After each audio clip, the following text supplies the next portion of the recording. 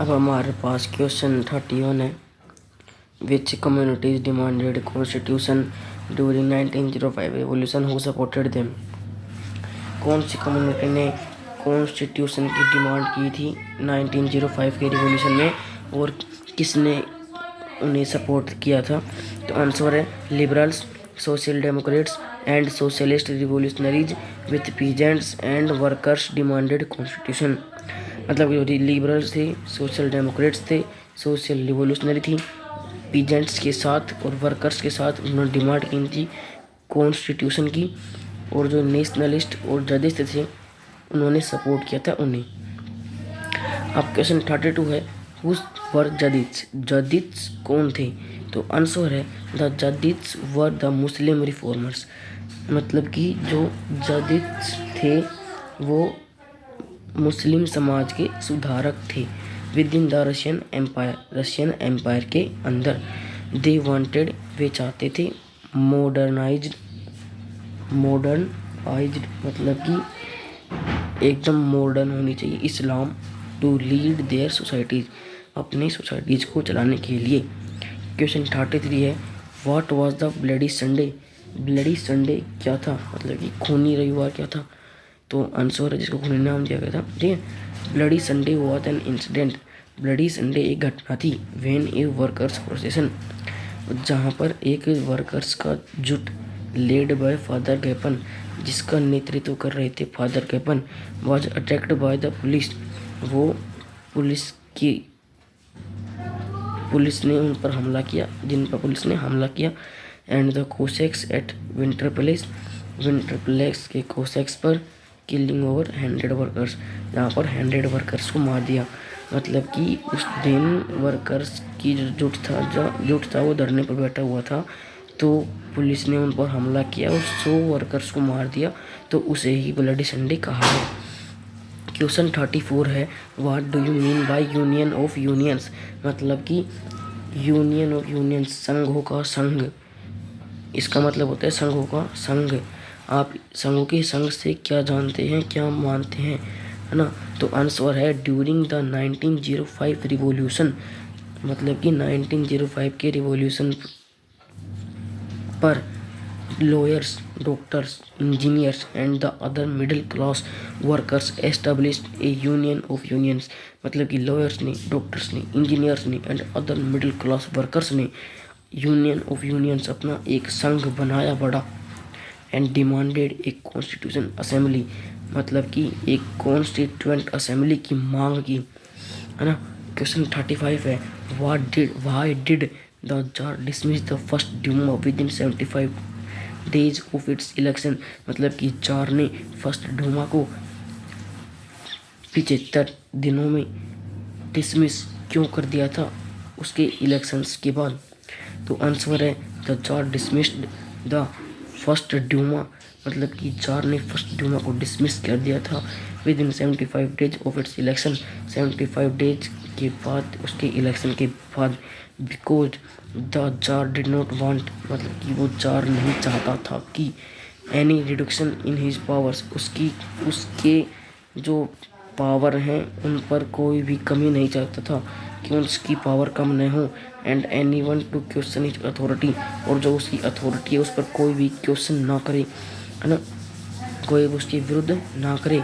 अब क्वेश्चन 36 है, between which two European alliances First World War broke out. मतलब कि किन यूरोपियन अलायंसेज मतलब होता है गठबंधन, अथॉरिटी मतलब होते हैं अधिकार, अथॉरिटी मतलब क्या होता है?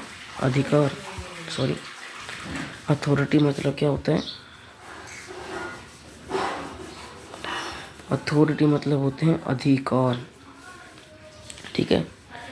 अथॉरिटी मतलब यहाँ पर होता है अधिकार, है ना। और जो अलायंसेज होता है गठबंधन होते हैं, ठीक है। तो अब हमारे पास मतलब कि बाइकिन टू यूरोपियन अलायंसेज के बीच में युद्ध स्टार्ट हुआ था, फर्स्ट वर्ल्ड वॉर।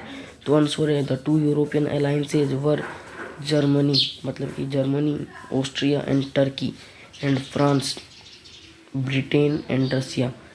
इनके बीच, इन दो यूरोपियन अलायंसेज के बीच हुई था फर्स्ट वर्ल्ड वॉर, ठीक है। तो क्वेश्चन 37 है, give one instance of high anti German sentiments in Russia.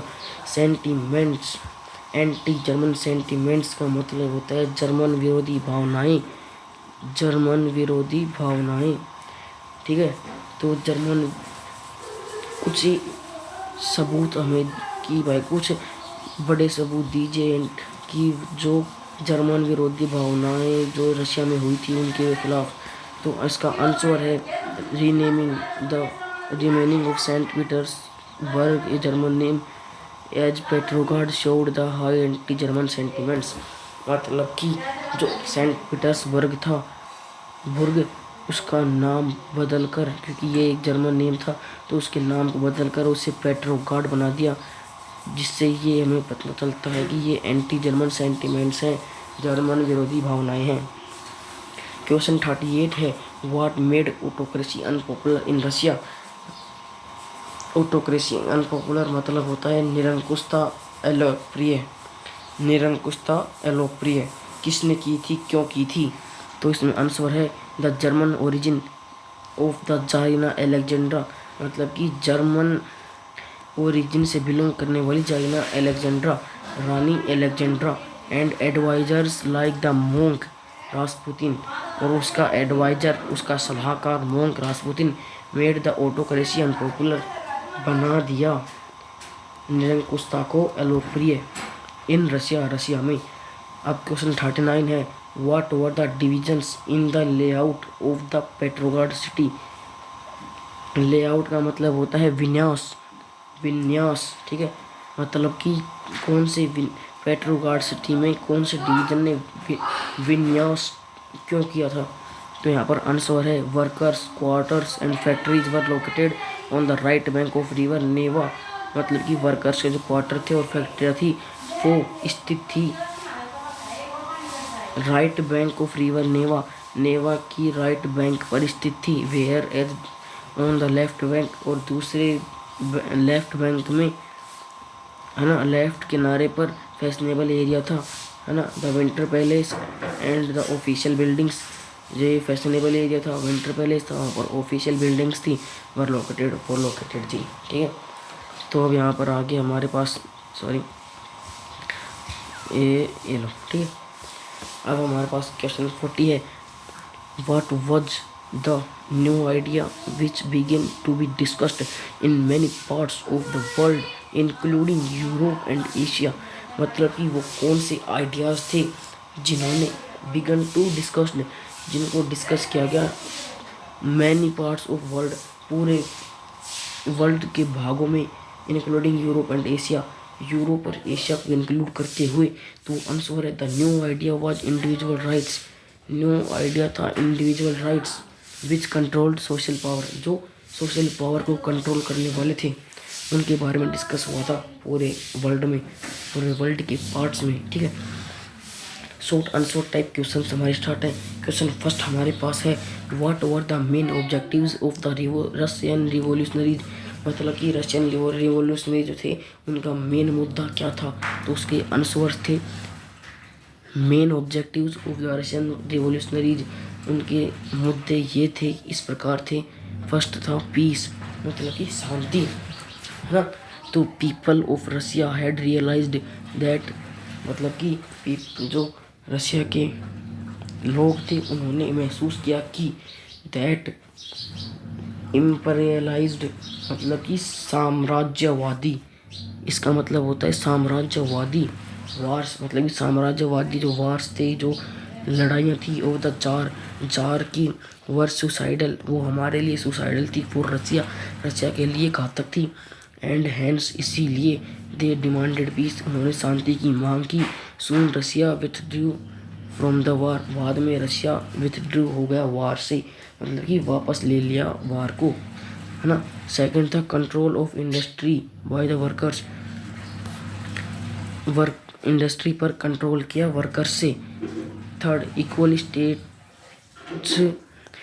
Statutes for the non Russian nationalities, मतलब जो नॉन रशियन नेशनलिटीज़ उनको भी इक्वल स्टेटस दिया, है ना। फोर्थ था transfer of land to the cultivators, land को कल्टिवेटर्स के पास ट्रांसफ़र किया गया, मतलब कि भेजा गया, मतलब कि दिया गया उनको, कल्टीवेटर्स को, किसानों को। The cultivators demanded for sufficient land, cultivators ने मांग की थी सफिशिएंट, पर्याप्त लैंड की, to make their both ends meet, दोनों भागों को मिलाने के लिए। फिफ्थ था nationalism of all the banks, मतलब कि पूरे बैंक्स का एकीकरण करना, ठीक है, एकीकरण करना। तो ये हमारा आज का पूरा ये था, ठीक है। आप इसको अच्छे से देख लीजिए, वीडियो कैसा लगा कमेंट करें, ठीक है। Thank you.